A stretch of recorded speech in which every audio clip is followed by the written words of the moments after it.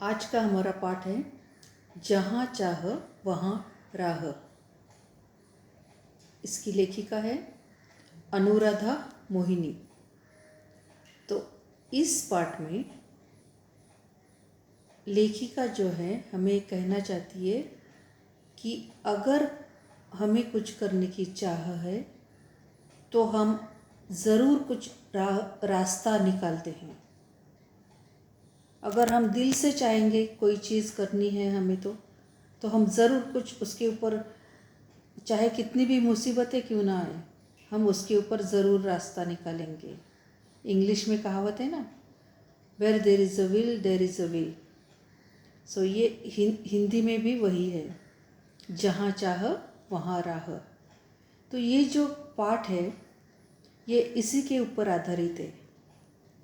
अगर हमें कोई मुसीबत आती है तो हम सोचने लगते हैं कि क्या रास्ता निकाला जाए इसके ऊपर, कुछ तो होगा, हम कुछ कर सकते हैं। ऐसा बिल्कुल नहीं है कि हम कुछ भी नहीं कर सकते। हमारी उम्र क्या है, हम छोटे हैं या हम बड़े हैं या हम गरीब हैं या अमीर है, ऐसा कुछ भी नहीं। अगर हमने कोई चीज़ करने की ठान ली तो हम उसे ज़रूर पूरा करेंगे। अगर हमने मान लिया कि हम ये कर सकते हैं और उसके ऊपर हम प्रयत्न करने लगे तो हम ज़रूर कर सकते हैं। तो यही कहानी है इस पाठ की। तो इन बच्चों ने इस पाठ में क्या किया है, उनकी बच्चे तो अभी छोटे होते हैं, छोटे होने के बावजूद भी उन्होंने कितनी बड़ी बात की है जो इतने साल कोई भी नहीं कर सका। ऐसी बात उन्होंने ये पाठ में की हुई है। तो चलते हैं आज के लेसन पर, जहाँ चाह वहाँ राह। मैं पहला पैराग्राफ पढ़ती हूँ। येसंबा गांव की पाठशाला की घंटी बजी। धुआंधार बरसात हो रही थी। वर्षा के कारण प्रार्थना मैदान पर न होकर कक्षा में संपन्न हुई। उपस्थिति लेते हुए गुरुजी ने देखा कि आज कक्षा में बहुत कम विद्यार्थी हैं। आज इतने विद्यार्थियों के अनुपस्थित रहने का कारण क्या है? उन्होंने विद्यार्थियों से पूछा। वही नाला गुरुजी, सबने एक स्वर में उत्तर दिया।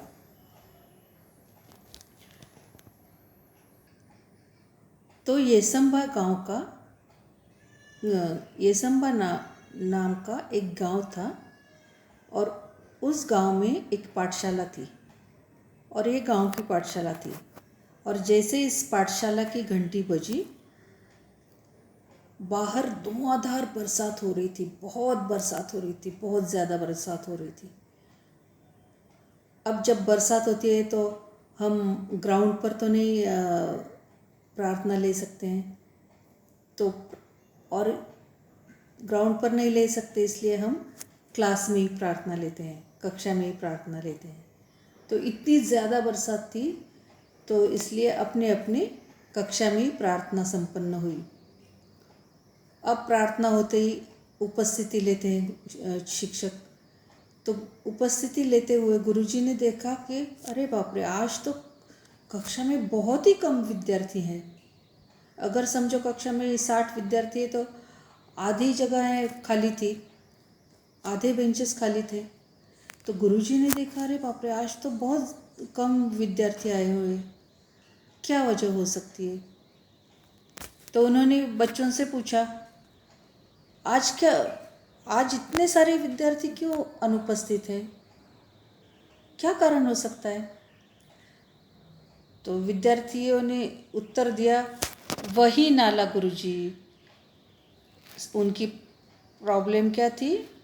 एक नाला था और जो नाला था उसकी वजह से वो पाठशाला तक नहीं पहुंच सकते थे। अब जो गांव की पाठशाला होती है, कई बार क्या होता है, नदी बीच में होती है और बच्चों को नदी पार करके पाठशाला आना पड़ता है।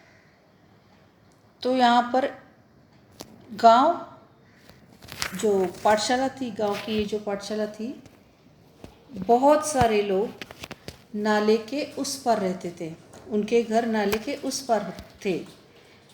तो अब जब बारिश आती थी तो नाला बहुत भर जाता था। अब नाला भर जाने की वजह से वो बच्चे नाला क्रॉस करके पार करके वो नहीं आ पाते थे। उनके लिए बहुत मुश्किल था नाला पार करके पाठशाला आना। तो जो बच्चे नहीं आए थे वो नाला पार नहीं कर सके थे। बारिश की वजह से वो नाला भर गया था, पानी भर गया था उसमें, इसलिए वो नहीं आ पाए थे। अब आगे चलते हैं दूसरे पैराग्राफ में। येसम्बा गांव के ठीक बीच से एक नाला बहता था।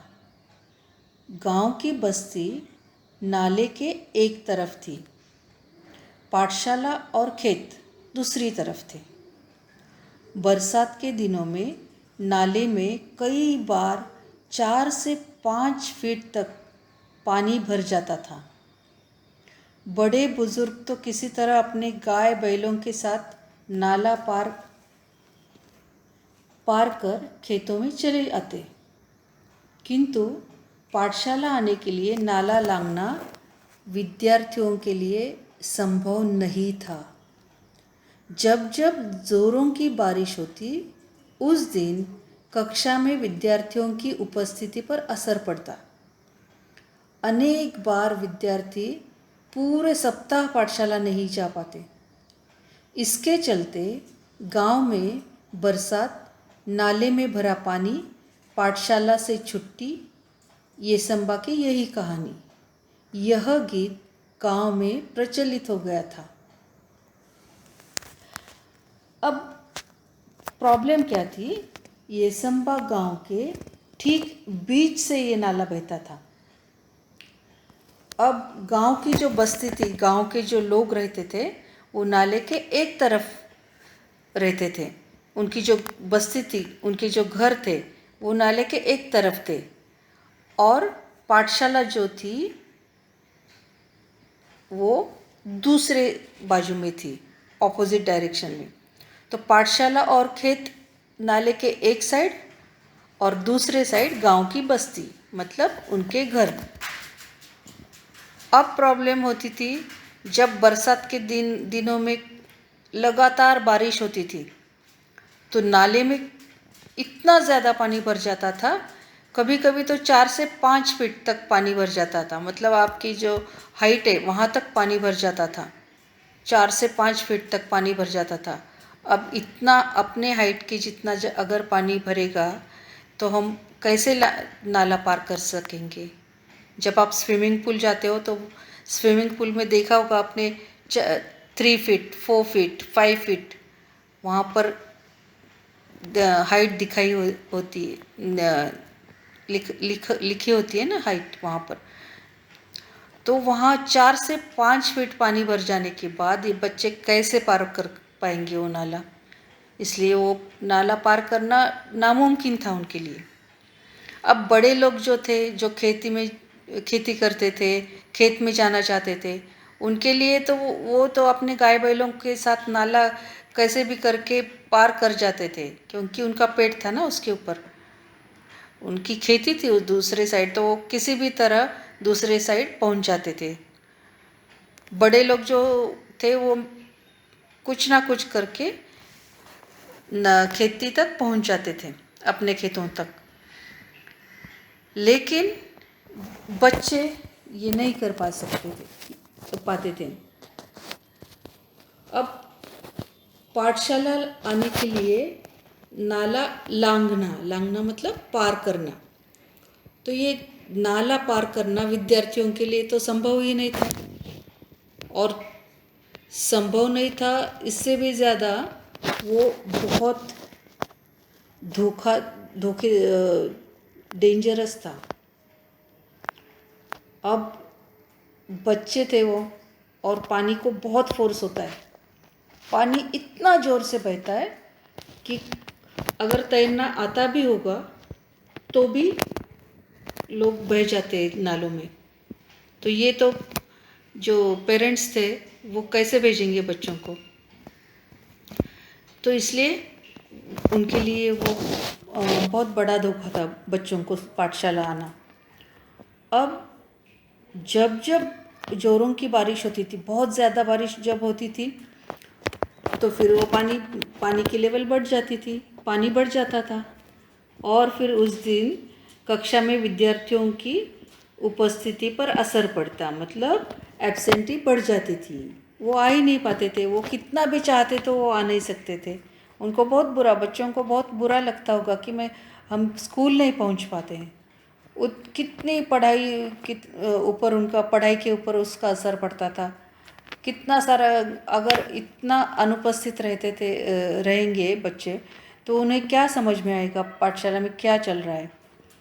तो इसलिए उनको बुरा भी लगता था कि हमारी पढ़ाई चली जाती है। तो कभी कभी तो बारिश, अगर 2-3 दिन लगातार बारिश रहेगी, तो वो नाले का पानी बढ़ते बढ़ते बढ़ते काफ़ी बढ़ जाता था। तो पूरा हफ्ता चला जाता था, वो पाठशाला नहीं जा पाते थे। और ये उनके लिए बहुत मुश्किल था। पूरी पाठशाला, अगर पूरा एक सप्ताह वो पाठशाला नहीं जा पाए, तो पढ़ाई पर उसका बहुत असर होने लगा। अब वो, उनके हाथ में तो कुछ था नहीं, क्या कर पाते, कुछ भी नहीं कर पाते थे।